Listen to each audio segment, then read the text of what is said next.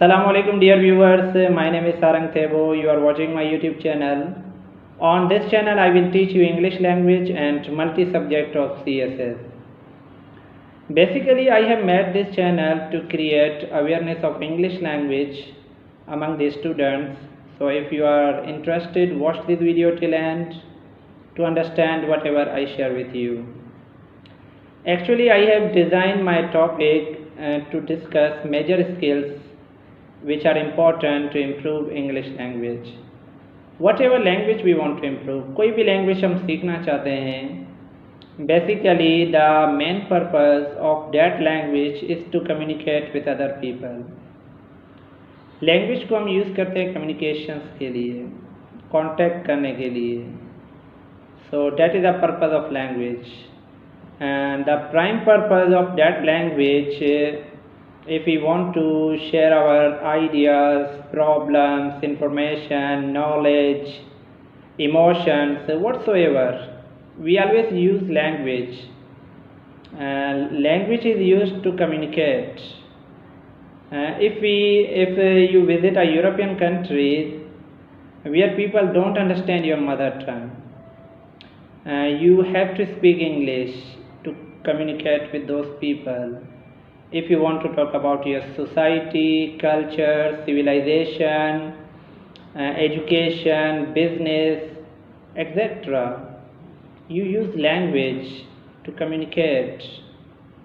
तो जो हमारी लैंग्वेज होती है उसका मेन मकसद होता है communication, and we use language for different purpose of our life.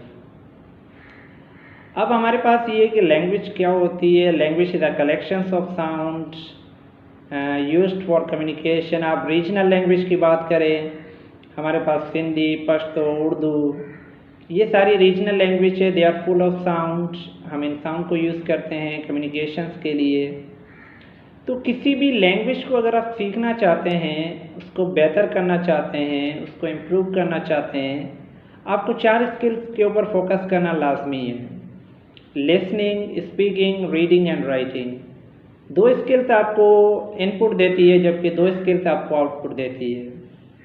Listening and reading आपको इनपुट देती है, जबकि आपकी जो रीडिंग और जो हमारे पास जो स्पीकिंग और जो राइटिंग होती है ये हमें आउटपुट प्रोवाइड करती है. तो बेसिकली आई अंडरस्टैंड, मेरा ये मानना है, क्योंकि मैं ये ख़ुद लैंग्वेज यूज़ करता हूँ और मैं काफ़ी टाइम से इसको पढ़ा भी रहा हूँ, 80% हम किसी भी लैंग्वेज को लिसनिंग से इम्प्रूव करते हैं. आप देखें कि you improved your mother tongue at your home and nobody taught you. किसी ने आपको नहीं पढ़ाई आपकी लैंग्वेज, आप खुद ही सीखे थे उसको. You are born in a family. Your family members were using a certain language. You started to listen. You observed when your parents were speaking. आपने सुनना शुरू कर दिया जब आपके पेरेंट्स बात कर रहे थे. After some time you started to speak. आपने बोलना शुरू कर दिया. But when you came to speak, you took 3 and 4 years. आपने उस लैंग्वेज को सीखने के लिए आपको 3 से 4 साल लगे, sometimes 3 years. That was the phase. And when you started to speak, your pronunciation was not better. It was not perfect. आपकी जो pronunciation थी वो बेहतर नहीं थी. You are not using the complete sentence. You are using just single word nouns. आप ये नहीं कह रहे थे कि मुझे पानी चाहिए. You just said water, twice, mother. So it's naturally process कि किसी भी लैंग्वेज को we start with nouns. तो हम हमेशा किसी भी लैंग्वेज को नाउन से स्टार्ट करते हैं. So listening has a significant role in language. तो listening, अगर listening के ऊपर हम फोकस करते हैं तो हम अपनी लैंग्वेज को इम्प्रूव कर सकते हैं. Nowadays we have internet. You can go to the on different websites. वहाँ पर आप जा सकते हो. आप different videos are available. Listen to them. Talk shows, documentaries, short stories, आप उनको लिसन करें।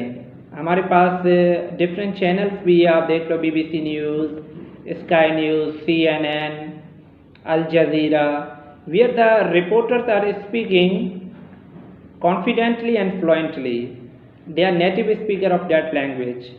आप उसको सुनना शुरू कर दें।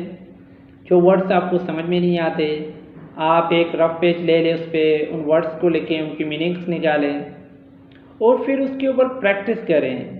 यानी कि बोलने की आप कोशिश करें, सिंपल सेंटेंस बनाएं, उनको यूज़ करें and you have to start practice. तो ये जो लिसनिंग है इसके साथ डायरेक्टली हमारे पास जो स्पीकिंग है उसकी कनेक्टिविटी बनी हुई है। जैसे ही आपकी लिसनिंग बेहतर होगी उसका आउटकम ये होगा कि आप स्पीक करना शुरू कर देंगे, आपकी स्पीकिंग बेहतर हो जाएगी। सो ये जो दो स्किल्स है हमारे पास, एक लिसनिंग, दूसरी स्पीकिंग, ये हम घर पे ही सीखते हैं। But when you go to school, जब आप स्कूल जाते हो तो वहाँ पर आपको रीडिंग और राइटिंग सिखाई जाती है। जबकि अगर आप कोई भी लैंग्वेज सीखना चाहते हैं, चाहे वो इंटरनेशनल लैंग्वेज हो, चाहे रीजनल लैंग्वेज हो, तो आपको इन 4 स्किल्स के ऊपर फोकस करना लाजमी है: listening, speaking, reading and writing. और जब आप स्कूल में जाते हैं तो वहाँ पर आपके इंस्टीट्यूशंस और आपके जो टीचर्स होते हैं वो 2 स्किल्स के ऊपर फोकस करते हैं, एक आपकी रीडिंग, दूसरी राइटिंग के ऊपर।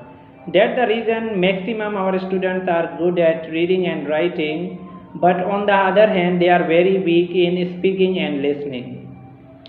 तो I understand अगर क्योंकि हमारा एकेडमिक जो प्रोसेस है वो वही same method, pedagogy, technology, question answer, उसके बाद रीडिंग शुरू हो जाती है और जो रीडिंग है वो हमारे टीचर्स ट्रांसलेशन जो करते हैं वो उर्दू में करते हैं।